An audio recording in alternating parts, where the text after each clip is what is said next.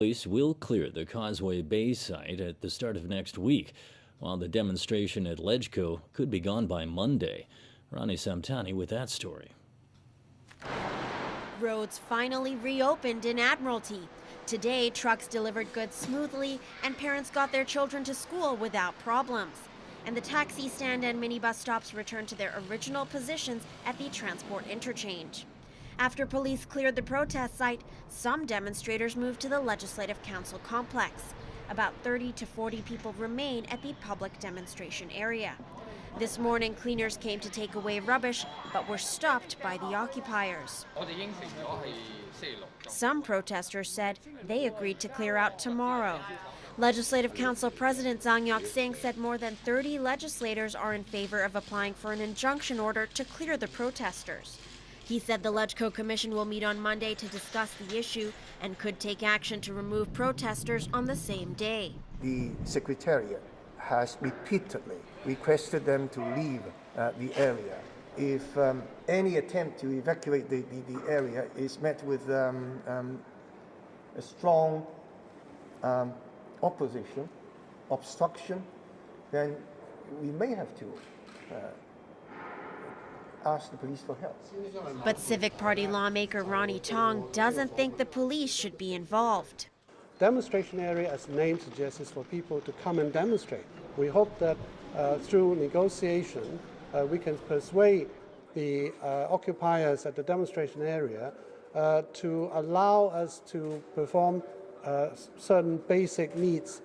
For example, the delivery of material to Ledgeco. Over in Causeway Bay, protesters are still occupying a small section of Yi-Wa Street. Unlike Mongkok and Admiralty, an injunction order hasn't been sought to clear out the Causeway Bay protest site. But now that the main protest ground in Admiralty is gone, some of the demonstrators here said they expect police will try to clear them out very soon. I think it's a thing that will happen.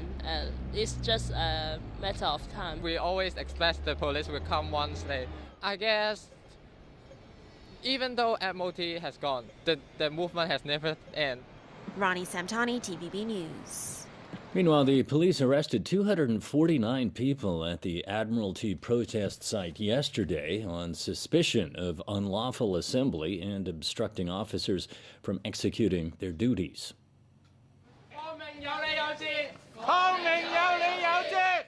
Chanting slogans for democracy, 11 student leaders who were the first to be arrested were freed on bail around 2 a.m. from Kwai Chung Police Station.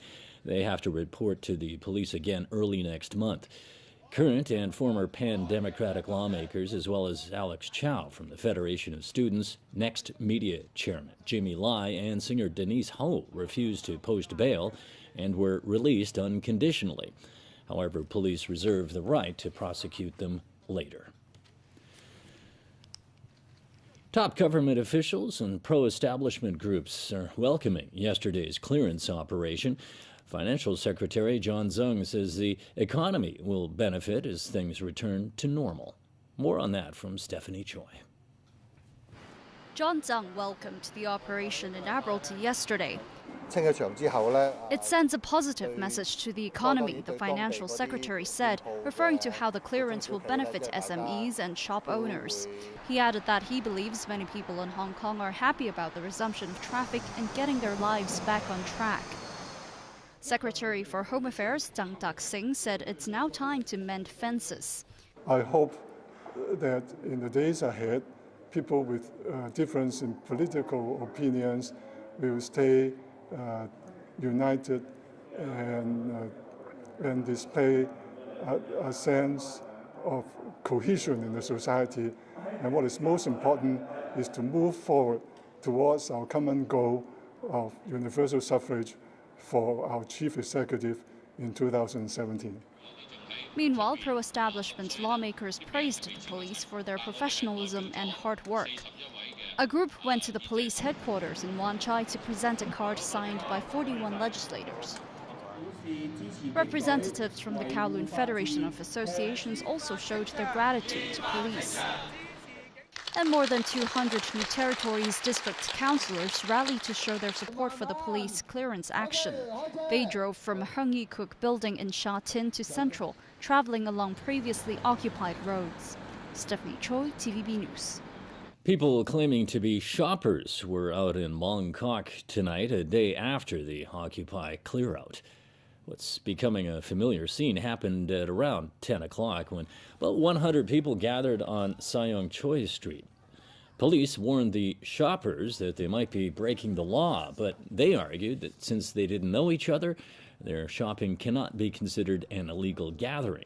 The so-called shoppers walked towards Nathan Road as the stores rolled down their shutters along the way.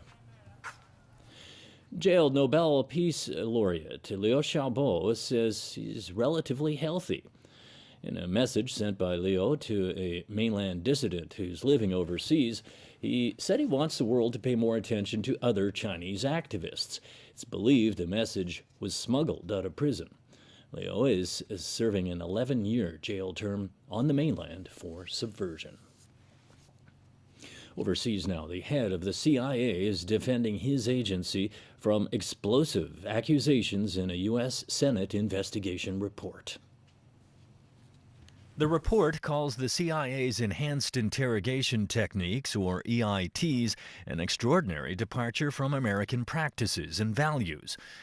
In a rare news conference, the director of the CIA said those techniques were effective and justified and yielded crucial information that thwarted dangerous plots. Detainees who were subjected to EITs at some point during their confinement subsequently provided information that our experts found to be useful and valuable in our counterterrorism efforts.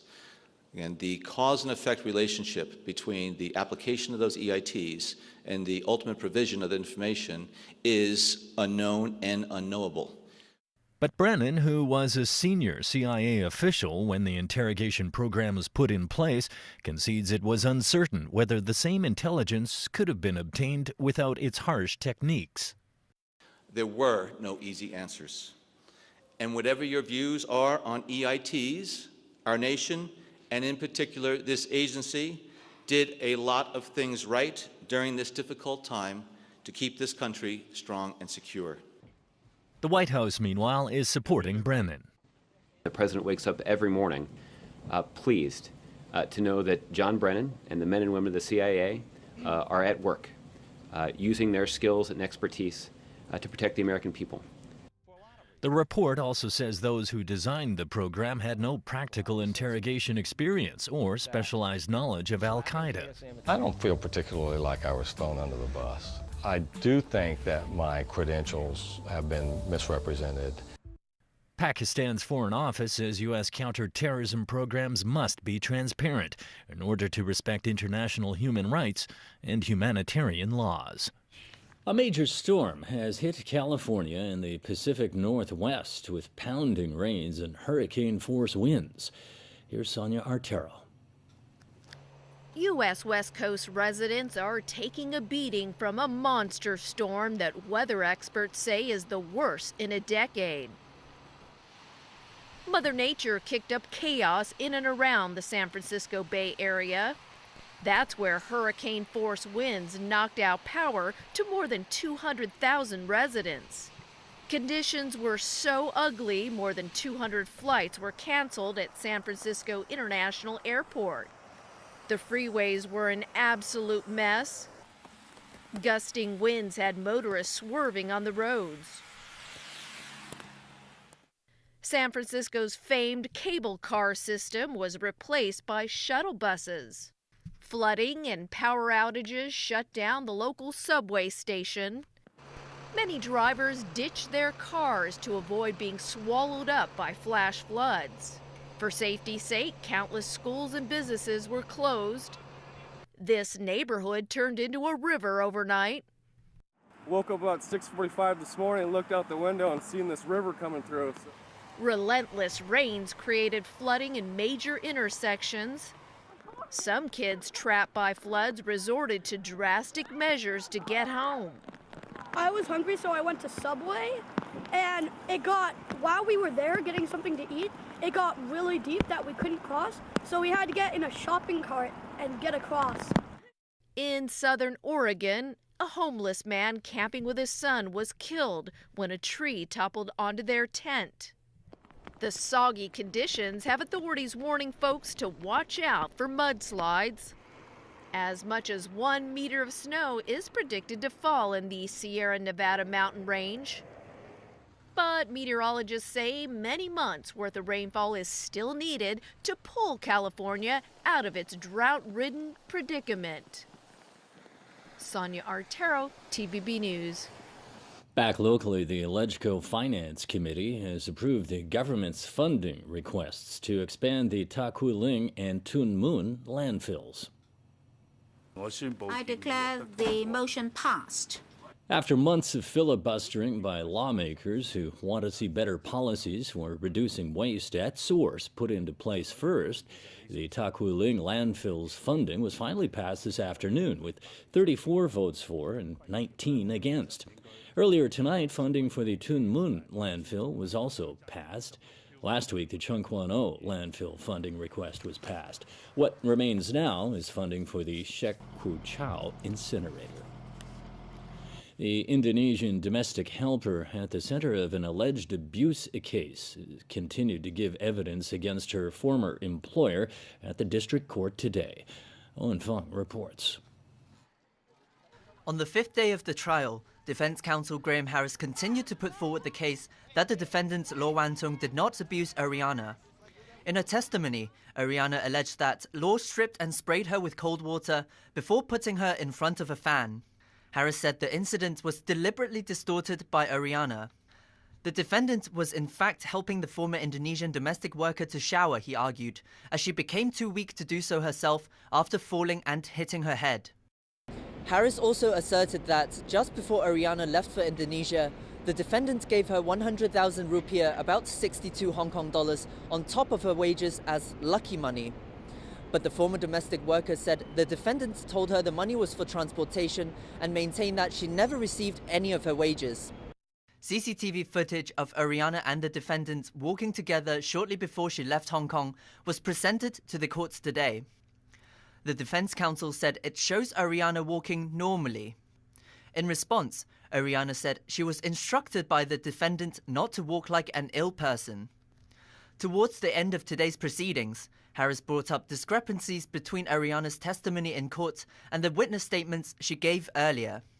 One of the typed statements in Bahasa indicates that Ariana was assaulted with the plastic part of the vacuum cleaner. But in her testimony, she told the courts that it was the metal part. Ariana claimed she tried to correct the mistake before the statement was presented in court, but her request was ignored by the interpreter. The defense counsel has requested for the handwritten copy of the statement in question in hopes of clarifying the matter. The trial continues. Owen Fung, TVB News. Now, a quick check of the weather. Staying cool tomorrow and on Sunday. Temperatures expected to range between 13 and 18 degrees. That's all the news for now. I'm James Aitken. Good night.